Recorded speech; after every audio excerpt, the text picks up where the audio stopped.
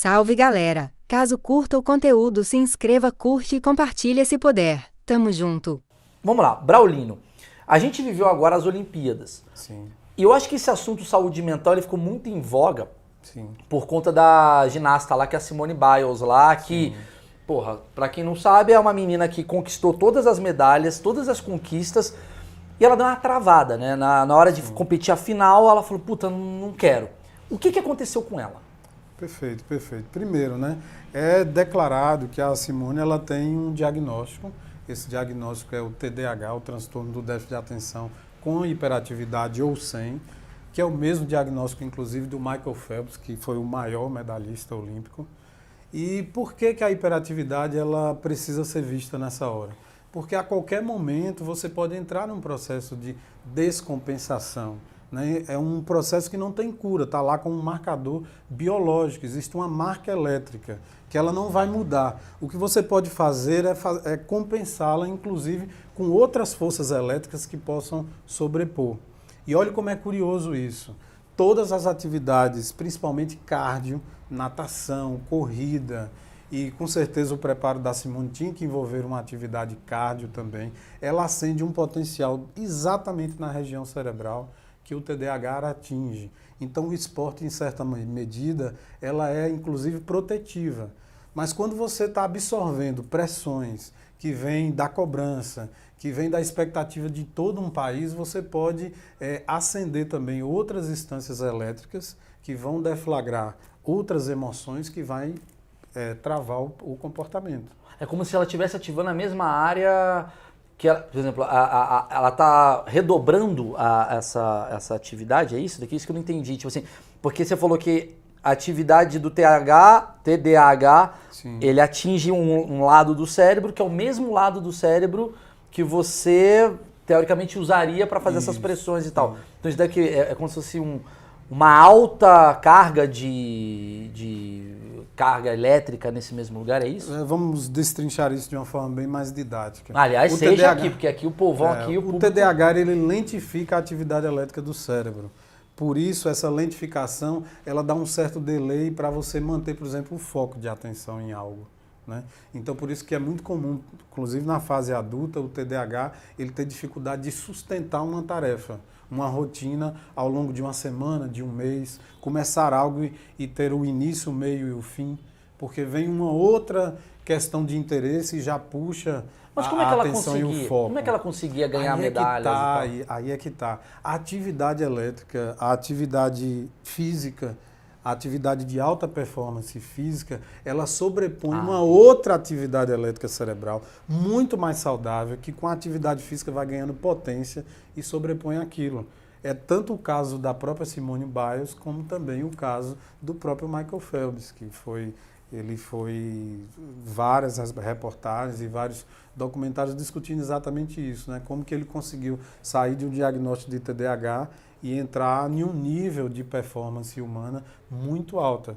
Inclusive, a gente precisa falar um pouco sobre isso também, sobre a capacidade da performance humana até onde ela pode ir, porque nós não conhecemos o nível 100%, não conhecemos o limite. Para você ter uma ideia, Amal, 45% de performance humana, ela consegue dar um substrato de saúde, de equilíbrio. Teoricamente, todos nós aqui, quem está assistindo e todos nós aqui discutimos, a gente tem um nível de 45% dessa performance. Quando você vai buscando um nível de aprimoramento na atividade física que exige concentração, que exige uma capacidade física de explosão muscular e um acompanhamento cerebral para que aquilo aconteça, cada 1% que você ganha lhe distancia assim, de forma cavalar das pessoas tidas como pessoas normais na sociedade. Mas é isso que eu queria entender. Li de forma burra que a gente usa 10% do nosso cérebro. Isso daí é um achismo? É um achismo, é uma matemática muito difícil de se consolidar. Quer ver uma coisa muito bacana da gente falar? Existe um ritmo que determina a velocidade de processamento cerebral. A média brasileira são de 10 Hz, seria 10 pulsações elétricas a cada 1 segundo. Só que essas 10 pulsações vezes a média de 86 bilhões de neurônios que nós temos na cabeça. Então, uma pessoa, por exemplo, que tem como você, eu tive a oportunidade de ver seu mapa, o seu alfa é um pouco mais rápido.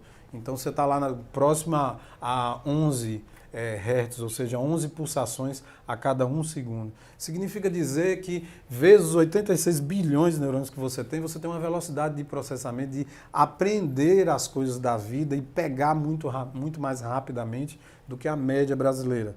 Isso é um talento que pode ser usado de forma muito adequada, mas também pode virar um grande transtorno na vida da pessoa. Que pode ser uma ansiedade. Uma ansiedade, é um marcador de ansiedade, na verdade.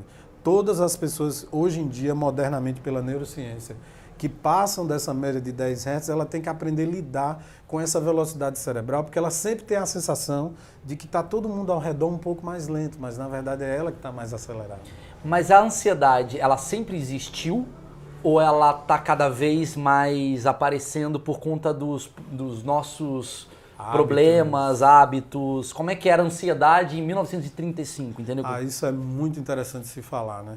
O cérebro hoje em dia, no nosso mundo moderno, da hora que a gente acorda até o momento que a gente vai dormir, nós vivenciamos um nível de impactos de mídia muito grande. É a luz que acende, é o rádio que toca, é a buzina, é a placa, é o podcast que se ouve. É o celular. É o celular o tempo todo demandando que uma notícia de 10 minutos atrás já ficou velha e você tem uma necessidade de atualização muito grande. Então, de certo modo, todos esses estímulos pedem ao nosso cérebro que a velocidade de processamento dele naturalmente aumente. E acredito que deve ser uma evolução, inclusive, da nossa espécie, que, de fato, essa velocidade ela começa a ganhar um aumento, vamos chamar assim, mas que a gente encontre mecanismos para garantir que isso tudo não se transforme em um substrato de ansiedade. Mas, resumindo, é muito mais fácil o homem de 2021 ficar mais ansioso, ele está mais propenso à ansiedade, obviamente, do que o homem de 1930. Isso sem sombra de dúvidas. O homem de 1930 ele tinha uma ansiedade?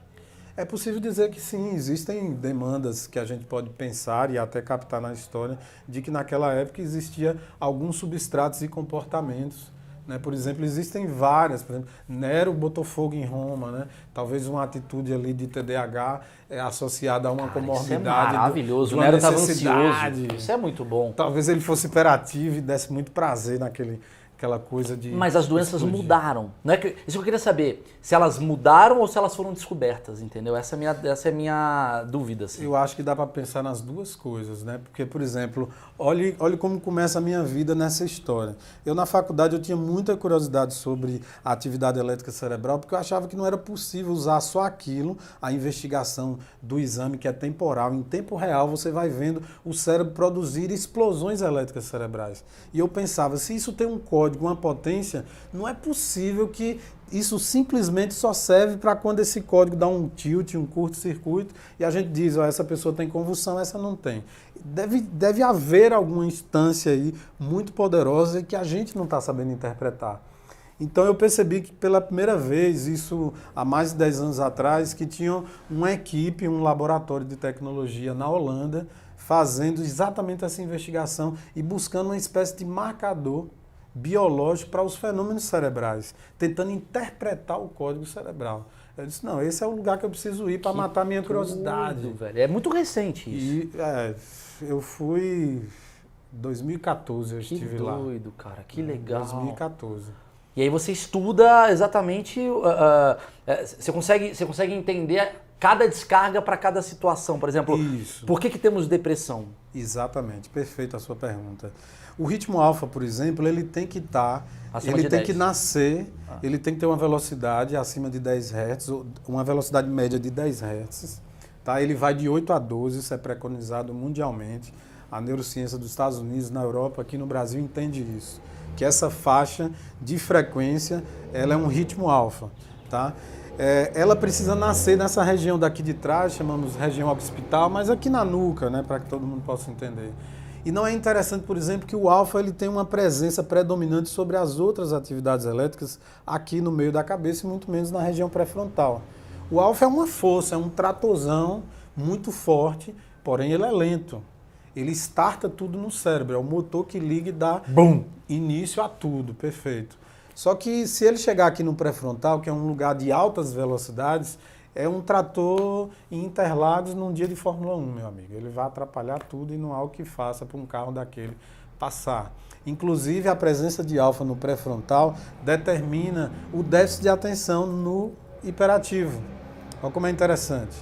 E a depressão é uma lentificação que a gente chama de dorso lateral esquerda, é uma lentificação na região temporal aqui do lado esquerdo, que determina que aquela região do cérebro ela está com neurônios adormecidos, de certo modo.